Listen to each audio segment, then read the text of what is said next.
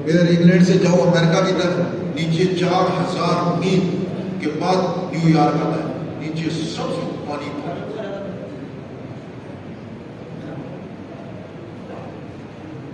ادھر جائیں انڈونیشیا کی طرف تو پانی پانی نظر آتا ہے، پانی پانی۔ دنیا میں کہتے ہیں 3 حصے پانی ہے، 1 حصہ دنیا سے۔ تو ساری دنیا کے پانی، اس میں سے ایک چونچ میں کتنا پانی آئے گا، یہ دنیا کی زندگی ہے۔ اور آخرت میں سمندر کی طرح پھیلا ہوا ہے۔ اور آخرت کی زندگی جس کے بارے میں نبیوں کو سخت ایک فکر تھی، اس کے بارے میں فرمایا آخرت میں 2 ہی گھر ہے، تیسرا گھر نہیں ہے۔ یہاں تو یہ ہے پنڈی میں گزارا نہیں ہے، چلو گجر خان چلے جاؤ، لاہور چلے جاؤ بھائی، ایک محلے میں نہیں دوسرے محلے میں چلے جاؤ، ادھر پانی کی قلت ادھر چلے جاؤ۔ اور بہت زیادہ تو ملک کو چھوڑ دو، چلو جی باہر چلے جاؤ۔ وہاں 2 ہی گھر ہیں، یا جہنم ہے یا جنت ہے، اس کے علاوہ کوئی اور تیسری جگہ ہے نہیں۔ اور جہنم کی ایک چنگاری، بقول حاجی صاحب بہت مرتبہ فرماتے تھے، اگر ہمالیہ پہاڑوں پہ جہنم کی ایک چنگاری رکھ دی جائے تو یہ پہاڑ پگھل کے پانی ہو جائے، اس قدر حدت ہے، اس قدر گرمی ہے اسے۔ جہنم کا ایک ڈول غسلین کا جو جہنمیوں کو پلایا جائے گا، حدیث پاک میں آتا ہے اگر دنیا میں ڈال دیا جائے ساری دنیا جلس کے ختم ہو جائے، اس قدر اس کے اندر گرماش ہوگی، حدت ہوگی۔ جہنمی پیئیں گے سب کچھ پاخانے کے راستے سے پائے، اور پھر جہنم میں نہ زندگی ہوگی نہ موت۔ نبیوں کو یہ چیز اس نے ایسا نبیوں کو بے چین کر دیا تھا کہ خاص کر کے آپ علیہ السلام کہ نہ دن نہ رات آرام ہی نہیں تھا، یہاں تک کہ اللہ پاک نے فرمایا میرے حبیب اگر یہ لوگ ایمان نہیں لائیں گے تو آپ اپنے آپ کو غم میں ڈال کے کیا مار ڈالیں گے۔ اس قدر امت کا کیا بنے گا۔ دوسری طرف اللہ کی نعمت ہے، اللہ اکبر۔ مولانا جمشید صاحب رحمۃ اللہ فرماتے تھے جنت میں داخل ہونے سے پہلے 4 بڑی خوشخبریاں، جنت میں داخل ہونے سے پہلے 4 بڑی خوشخبریاں۔ ہمیشہ کے لیے جوان، کبھی تم بوڑھے نہیں ہوگے۔ ہمیشہ کے لیے صحت، کبھی تم بیمار نہیں ہوگے، کبھی بیمار نہیں ہوگے۔ بقول مولانا فرماتے تھے 40 سال آدمی کھاتا رہے گا، 40 سال کھائے گا۔ دنیا میں تو کھانے میں آدھا گھنٹہ، بہت زیادہ گھنٹہ، اور ہضمے میں 10 گھنٹے 12 گھنٹے، وہاں 40 سال کھائے گا اور ہضمے میں 1 ڈکار آئے گا، اور وہ بھی ہضمے کے لیے نہیں ہوگا، اللہ اپنی قدرت دکھائیں گے، اس 1 ڈکار سے پوری جنت خوشبو سے معطر ہو جائے گا۔ اور ادھر سب ایسا، اور ایک نوالے میں 70 ذائقے۔ مغول مولانا فرماتے تھے اگر کوئی یہ کہے کہ ایک نوالے میں 200 ذائقے ہو جائیں تو اللہ ایک نوالے میں 200 ذائقے پیدا کر دے گا۔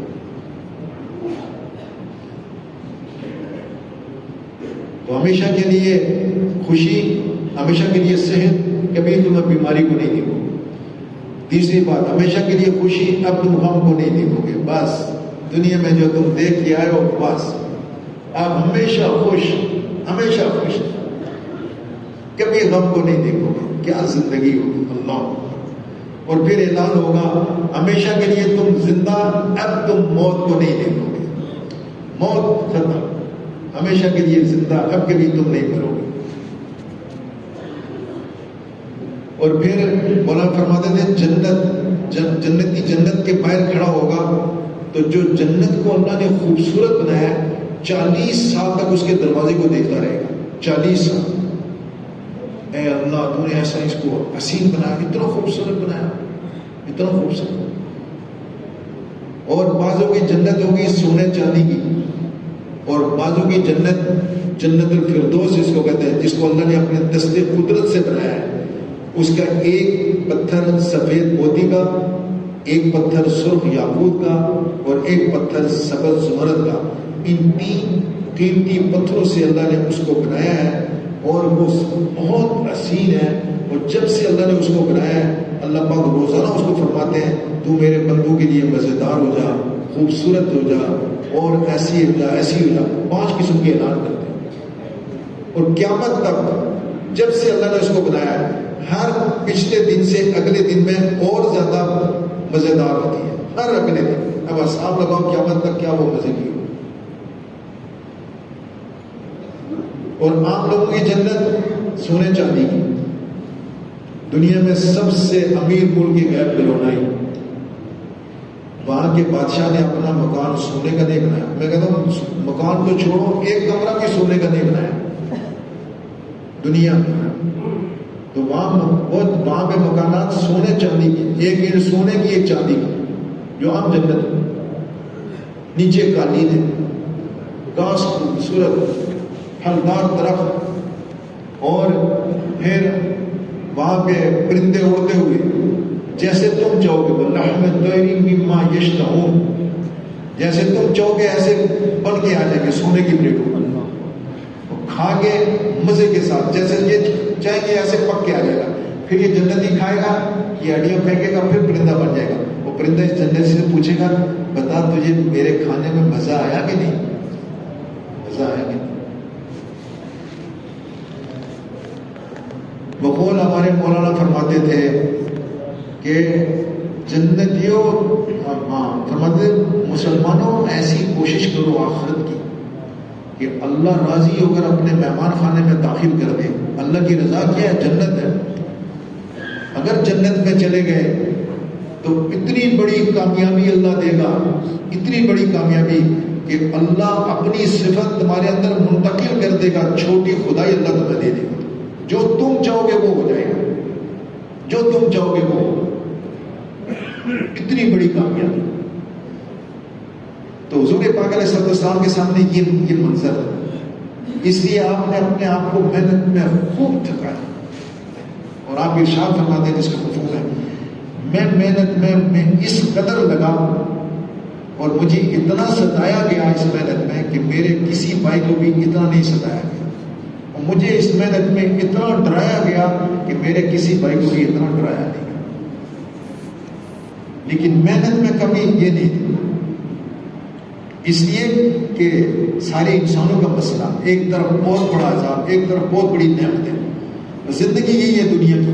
اگر اس دنیا کی زندگی کو تھوڑا سا سنبھل کے اور اگر تھوڑا سا ہوش کے ساتھ زندگی گزار دی تو بہت بڑی کامیابی مل جائے گی, اور اگر تھوڑی سی غفلت میں یہ زندگی گزار دی تو بہت بڑا نقصان ہو جائے گا.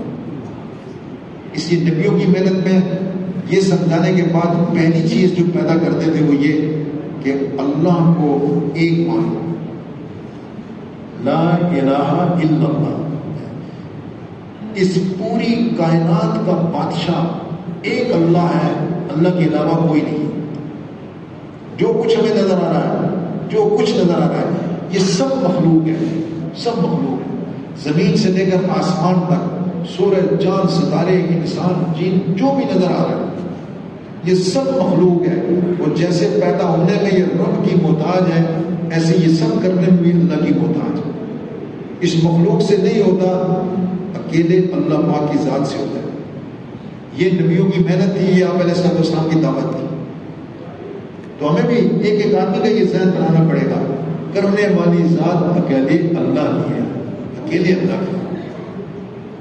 شکلیں اور اسباب جتنے بھی ہمیں نظر آ رہے ہیں یہ سب کے سب یہ کرنے میں اللہ کے امر کے محتاج ہیں. ان سب کے اوپر اللہ کا امر ہے.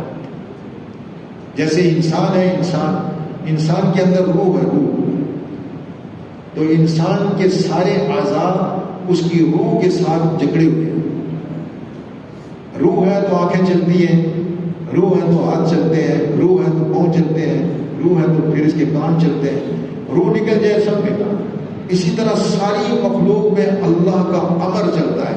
ساری مخلوق میں اللہ کا امر ہے, وہ اللہ کا امر پیچھے چلتا ہے. اس بات کا یقین دلوں کے اندر اتر جائے.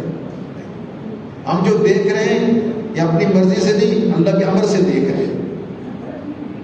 کتنے لوگ ہیں بالکل ٹھیک ٹھاک ان کی آنکھیں نظر چلی جاتی ہیں, کتنے لوگ ہیں بالکل ٹھیک ٹھاک، فالج گرتا ہے ان کا ہاتھ بیکار ہو جاتا ہے۔ ہاتھوں پہ قبضہ اللہ کا، آنکھوں پہ قبضہ اللہ کا، یہ سب اللہ کے امر کے ساتھ چل رہے ہیں، اس کے پیچھے اللہ کا امر ہے۔ تو یہ محنت تھی کہ اللہ کو پہچانو، اللہ کو پہچانو۔ اللہ زبردست طاقت اور قدرت والا ہے، اس کے ارادے کا نام وجود ہے، ارادے کا نام وجود ہے۔ موسیٰ علیہ السلام کو اللہ پاک نے فرمایا تمہارے ہاتھ میں کیا ہے؟ ڈنڈا ہے، آسا ہے، ذرا اس کو پھینکو، پھینکا تو بہت بڑا عذاب ہے۔ تو اللہ کا امر ہے، اصل میں یہ ڈنڈا نہیں ہے، اصل میں سانپ نہیں ہے، پکڑو اس کو، پکڑا تو پھر ڈنڈا، اصل میں پیچھے اللہ کا امر ہے۔ اور یہ دکھایا، انہوں نے کہا کہ میں اس سے یہ کرتا ہوں، یہ کرتا ہوں، بڑے نفع کی دعائیں، تو اللہ نے یہ دکھایا، پھر اژدہا بنا لیا، اسی سے ڈرنے لگے، جس سے فائدے گر رہے تھے اس سے نقصان۔ تو نقصان والی جگہ سے نفع پہنچا دینا، نفع والی جگہ سے نقصان دے دینا، یہ اللہ کے امر میں ہے۔ جس کو جہاں سے کوئی نفع آ رہا ہے، یہ اس کو وہاں سے نہیں آ رہا، کہاں سے آ رہا ہے؟ نہیں، اللہ سے آ رہا ہے۔ بس یہ بنیادی مسئلہ ہے ہمارا۔ اگر یہ یقین بن جائے کہ سب کچھ کرنے والی ذات اللہ کی ہے، جو میرے پاس ہے یہ اللہ سے ملا ہے، جو آئندہ مجھے چاہیے وہ بھی اللہ سے ملے گا، تو پھر آدمی دنیا میں بادشاہ بن جاتا ہے۔ بھائی صاحب رحمۃ اللہ فرماتے تھے اگر یہ یقین پیدا کر لو کہ کرنے والی ذات اکیلے اللہ کی ہے تو تم دنیا میں بادشاہ بن جاؤ۔ اور پھر ایک لڑکے کا قصہ سناتے تھے، سورہ بروج کے اندر ایک واقعہ ہے، ایک لڑکا تھا، اس زمانے میں حضور پاک علیہ السلام کی بیعت سے کچھ 70 سال 80 سال پہلے کی بات ہے۔ ایک یمن کے ایک بادشاہ تھا، تو اس کو کسی نے کہا کہ آپ کا ملک باقی رہے، آپ کی حکومت باقی رہے، آپ ایسا کریں ایک لڑکی کو کوئی میرے پاس بھیجیں، جادوگر نے کہا، تو میں اس کو ایسی چیزیں سکھا دوں گا تاکہ آپ کی حکومت باقی رہے۔ تو ایک لڑکے کو تیار کر کے اس نے بھیجا۔ اللہ کی شان، وہ جادوگر جہاں پہ رہتا تھا اس کے راستے میں درمیان میں ایک راہب رہتا تھا۔ راہب اس زمانے میں اللہ والے ہوتے تھے۔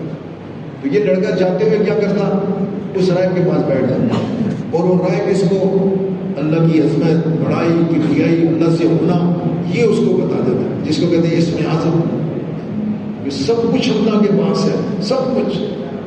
شیر اصل میں شیر نہیں ہے، اس کے پیچھے اللہ کی طاقت ہے۔ جیسے زندہ شیر سے، مرے ہوئے شیر سے کچھ نہیں ہوتا، ایسے ہی زندہ شیر سے بھی کچھ نہیں ہوتا۔ صحابہ کی زندگی سے یہ ملا ہے کہ زندے شیر کو تھپڑ مارا، چلو جنگل کی طرف، کچھ نہیں۔ تو ایمان کے اس کمال درجے پر صحابہ نے محنت کر کے اپنے ایمان کو اس کمال درجے پر پہنچا دیا تھا کہ سونا ان کے لیے ایسے تھا جیسے مٹی، جیسے مٹی سے کچھ نہیں ہوتا ایسے سونے سے کچھ نہیں ہوتا، جیسے مرے ہوئے شیر سے کچھ نہیں ہوتا ایسے زندہ شیر سے نہیں ہوتا، جیسے مرے ہوئے وزیر سے کچھ نہیں ہوتا ایسا زندہ وزیر سے بھی کچھ نہیں ہوتا، جیسے مرے ہوئے بادشاہ سے کچھ نہیں ہوتا ایسے زندہ بادشاہ سے بھی کچھ نہیں ہوتا۔ اس کمال درجے پہ ایمان پہنچا دیا۔ تو یہ تبلیغ کی محنت، آپ علیہ السلام کی محنت، سب سے پہلی اس چیز کی محنت ہے کہ ہم محنت کر کے روزانہ دعوت دے دے کر ہم اپنے ایمان کو اس درجے پہ پہنچائیں کہ مخلوق کے تاثر سے ہمارا دل بس آزاد ہو جائے۔ اس لڑکے نے اللہ کو سیکھ لیا۔ چلتے چلتے ایک وقت ایسا آیا کہ ایک دن راستے میں جا رہے تھے تو لوگ شور کر رہے تھے کہ راستے میں کوئی ایسی چیز بیٹھی ہوئی ہے جو ایسی بڑا موذی قسم کا کوئی جانور ہے جو لوگوں کو گزرنے نہیں دیتا۔ اس بچے نے سوچا میں جو راہب سے سیکھتا تھا کہ کرنے والی ذات اللہ کی ہے، تو میں آج اس اللہ کا نام لے کر ذرا آزما دوں۔ تو اس نے ایک چھوٹا سا پتھر اٹھایا اور کہا اے اللہ، جس کو میں سیکھتا رہا کہ کرنے والی ذات تیری ہے، یہ میرا پتھر اس پہ لگے اور وہ فوراً مر جائے۔ اس نے دعا کر کے پتھر کو مارا، وہ موذی جانور وہاں پہ مر گیا اور سارے لوگ گزرنے لگے اور اس بچے کی واہ واہ ہو گئی۔ دیکھو جی اس نے کتنا بڑا کام کیا۔ بادشاہ میں اس کی مجلس میں بیٹھنے والا اس کا ایک وزیر تھا یا کوئی تھا، وہ نابینا ہو گیا۔ اس کو اس بچے کا پتہ چلا، اس نے بچے سے آ کر کہا کہ تم ایسا کرو، میرے لیے دعا کرو اللہ مجھے آنکھیں دے دے۔ تو اس نے کہا، بچے نے کہ میں آپ کے لیے دعا تو کروں گا لیکن پہلے تم مجھ سے وعدہ کرو کہ تم مسلمان ہو جاؤ تو پھر میں تمہارے لیے دعا کروں گا. اس نے کہا ٹھیک ہے میں تمہارے رب پر ایمان لایا اور تم دعا کرو. تو بچے نے دعا کی, اللہ نے اس کو دونوں آنکھیں ٹھیک کر. اب بادشاہ کو خطرہ پیدا ہو گیا کہ یہ بچہ تو حکومت لے لے گا. اس نے کچھ اپنے فوجی تیار کیے, ان کو کہا کہ اس کو پہاڑ کی چوٹی پہ لے جاؤ, وہاں سے گراؤ تاکہ یہ مر جائے اور جان چھوڑ دے. پہاڑ پہ لے گئے, اس نے بچے نے جا کے دعا کی اے اللہ یہ مر جائے میں بچ جاؤں. وہ سارے مر گئے, وہ بچ کے پھر واپس آ گئے. پھر بادشاہ نے کہا اس کو ایسا کرو کہ اس کو سمندر میں ڈال کے, پھر اس کو سمندر میں ڈالنے کے لیے لے کر گئے. تو جس کشتی میں بیٹھے ہوئے تھے اس نے دعا کی یا اللہ یہ سارے ڈوب جائیں میں بچ جاؤں. وہ سارے ڈوب گئے, یہ بچ گئے, یہ پھر واپس. تو یہ تھوڑا سا سوچنے کی بات ہے کہ بتاؤ بادشاہ یہ یمن کا بادشاہ یہ ہے یا وہ لڑکا بادشاہ ہے؟ لڑکا بادشاہ ہے جس کے قبضے میں اللہ نے ساری چیزیں دے دی. عائشہ فرماتے تھے وہ بادشاہ بن جائے گا جس کا یقین ٹھیک ہو جائے گا, دنیا میں بادشاہ ہو جائے گا. موسیٰ علیہ السلام بالکل مال کے لحاظ سے 10 سال ایک چوگے میں, غربت, غریب, بادشاہ فرعون, لیکن ظاہری طور پہ یہ تھا اور حقیقتاً موسیٰ علیہ السلام بادشاہ تھے اور فرعون بیچارہ فقیر. کہ موسیٰ علیہ السلام جو چاہتے آسا پہنتے بڑا عذاب آ گیا, اور اسی پہ چلتے چلتے اللہ نے موسیٰ علیہ السلام کو راستے دے دیے, وہ سارے ڈر گئے. تو اب اس بادشاہ نے جب اس کو خطرہ پیدا ہو گیا تو اس لڑکے نے کہا کہ بادشاہ کو آپ مجھے نہیں مار سکتے, ہاں ایک طرح سے تم مجھے مار سکتے ہو. وہ کیا کہ تم اپنی ساری قوم کو اکٹھا کرو اور میں تمہیں بتاؤں گا کہ تم مجھے کیسے مارو تو میں مر جاؤں. جب اس نے سارے لوگوں کو جمع کیا تو اس لڑکے نے کہا کہ اے بادشاہ تم یہ کرو کہ ایک تیر چلاؤ, اس تیر پر یہ کہو کہ میں تیر چلاتا ہوں اس لڑکے کے رب کے نام سے, میرے رب کے نام سے جب تم تیر چلاؤ گے وہ تیر مجھے لگے گا میں مر جاؤں گا بس. تو ایسے ہی بادشاہ نے کیا, اپنی قوم کو اکٹھا کیا اور اس نے پھر اس تیر چلایا, میں تیر چلاتا ہوں اس لڑکے کے رب کے نام سے. اور جب بچے کو لگا اور بچہ شہید ہو گیا. جب وہ شہید ہو گیا تو جو قوم تھی وہ تو بچے کی طرف متوجہ ہو گئی. سب نے کہا لا الہ الا اللہ, ہم اس بچے کے رب پر ایمان لے گئے. تو اس واقعے سے 2 چیزیں ملتی ہیں, 2 چیزیں, بہت ساری اور لیکن 2 مشہور. 2 یہ کہ ہمارا کام بھی اللہ نے ان لوگوں کے قصے اس لیے سنائے ہیں کہ اس امت کو ایک بہت بڑا کام دینا تھا, نبیوں والا کام. تو اس امت نے کیا کرنا ہے کہ اللہ کے نام کو سیکھنا ہے, عظمت بڑائی اللہ سے ہونے کو سیکھنا ہے. اور پھر جیسے اس بچے نے ساری قوم کو اللہ کی طرف ملانے میں اور اللہ پاک کی طرف بلانے میں اپنی جان کی بازی دے دی, جان دے دی, ساری قوم کو اسلام میں داخل کر گیا. ایسے ہی اس امت کو بتا کے گیا کہ یہ آنے والے لوگ بھی ایسے ہی کریں کہ وہ کیا کریں کہ وہ اپنا اللہ کو سیکھیں اور پھر اللہ کے نام پر اپنی جان بھی جائے. تو جان بھی لگا دو لوگوں کو اللہ کے ساتھ جوڑو, اللہ کے ساتھ جوڑو.